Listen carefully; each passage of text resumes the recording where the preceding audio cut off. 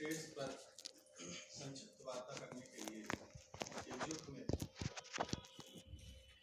उसका नाम है प्रोफेसर मैनेजर पांडे।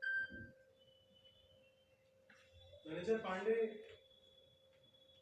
का जब भी जिक्र होता है, या यूं कहें कि मेरे जहन में जो मैनेजर पांडे का अक्स उभरता है, उसके साथ एक और अक्स उभरता है, केदारनाथ सिंह।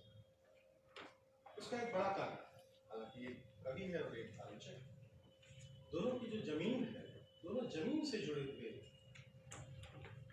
रचनाकार। केदारनाथ सिंह भी जमीन से जुड़े हुए और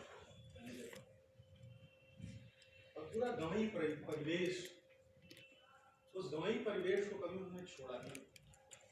यूँ कहा जाए कि हम लोग अपने आप को सौभाग्यशाली मानते हैं, हमसे कुछ ज़्यादा वे लोग सौभाग्यशाली हैं जिन्होंने हमसे शिक्षा दीक्षा ली है। जैसे इस क्रम में एक ही शख्स यहाँ मौजूद है, प्रोफेसर निरंजन साहब, जिन्होंने जवाहरलाल नेहरू विश्वविद्यालय में अध्ययन किया, तो उन्हें उसे पढ़ने का अवसर मिला। हमें पढ़ने का अवसर तो नहीं मिला, लेकिन उन्हें सुनने का अवसर मिला। हमेशा manager Pandey to the point, जो विषय है उस विषय पर अपनी बात को रखते हुए और शुरू से लेकर अंत तक अपने वक्तव्य में डिस्कोर्स खड़ा कर। आप उनके पूरे लेखन को उठा करके देखिए, तो जीवन में भी डिस्कोर्स खड़ा, शब्द और कर्म बड़ी महत्वपूर्ण पुस्तक है।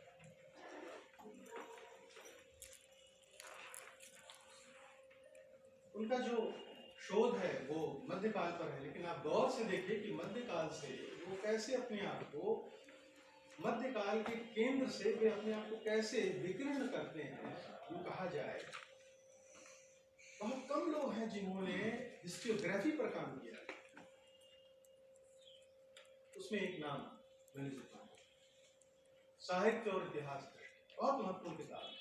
मुझे लगता है कि जहां मैनेजर पांडे ने हिस्टोग्राफी को, यानी साहित्य का इतिहास दर्शन जिसे कहते हैं, जहां छोड़ा है, उसके आगे फिर किसी ने नहीं लिखा है।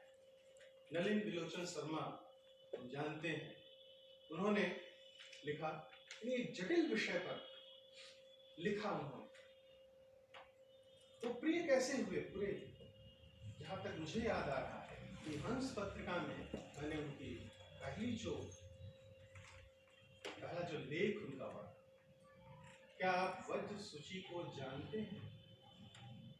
वास्तव में कहा जाए कि ये जो शीर्षक है वह एक तरह का ऐसा अनुभव था जो, जिसे हम कहें हास्य का अनुभव।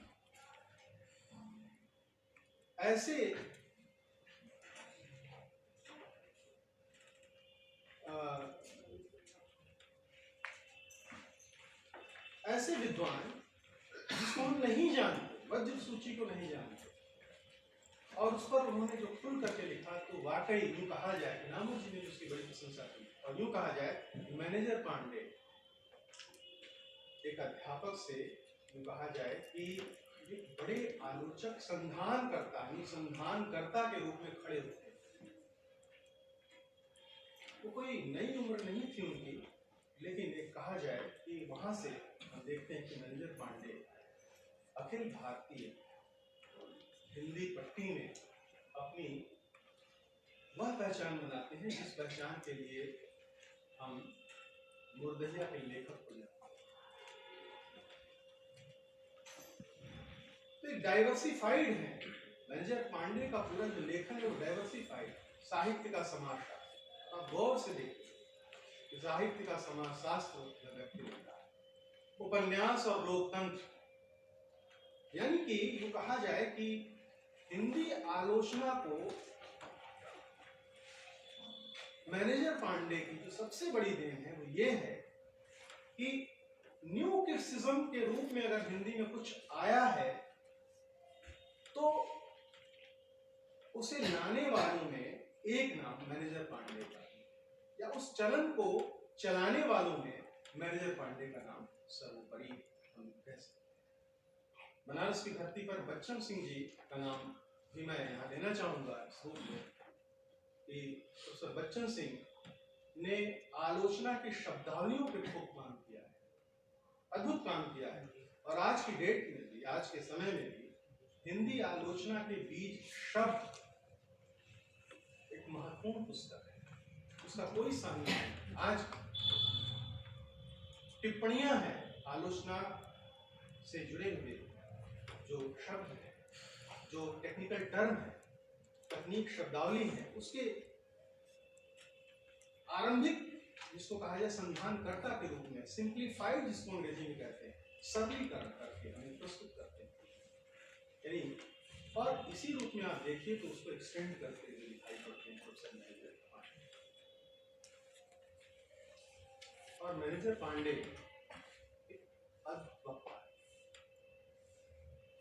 ऐसा वक्ता जो बहुत मीठा तो नहीं बोलते, वो उनकी आवाज है, लेकिन ज्ञान की ऊर्जा से भरा हुआ पूरा उनका वक्तव्य।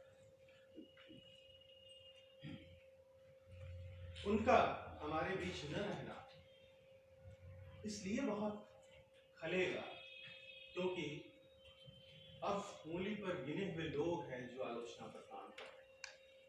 अभी जो आलोचना है वह पुस्तक समीक्षा तक ही सीमित है, या यूं कहें कि उससे बहुत आगे नहीं बढ़ती। तकनीक रूप से आप गौर कीजिए कि हिंदी आलोचना का जो इतिहास लिखा जाएगा, उस इतिहास लिखने में नामवर जी का जो अवदान है, केदारनाथ सिंह का जो अवदान है, जो उन्होंने कविता की आलोचकी जो टर्मिनोलॉजी है उस पर जो काम किया, मैनेजर पांडे जो समाजशास्त्र पर जो उन्होंने काम किया, बच्चन सिंह जो जिन्होंने समाजशास्त्र पर काम किया, तमाम ऐसे जो नाम हैं, अब हम उस तरह से नामों को गिना नहीं सकते। इसलिए हम कहें कि एक बड़े आलोचक का निधन है, उनका जाना, जो अभी हमें लग रहा है कि और कुछ दे रहे थे और पक करके दे रहे थे, लेकिन कोविड ने उन्हें जो एक बार तोड़ा तो वो फिर उठ नहीं पाए, और उनका जाना पूरी हिंदी जगत के लिए एक दुर्घटना है और हम उस दुर्घटना से मर्माहत हैं। हम अपनी क्षमता और अपने दिल की गहराइयों से नमन करते हैं।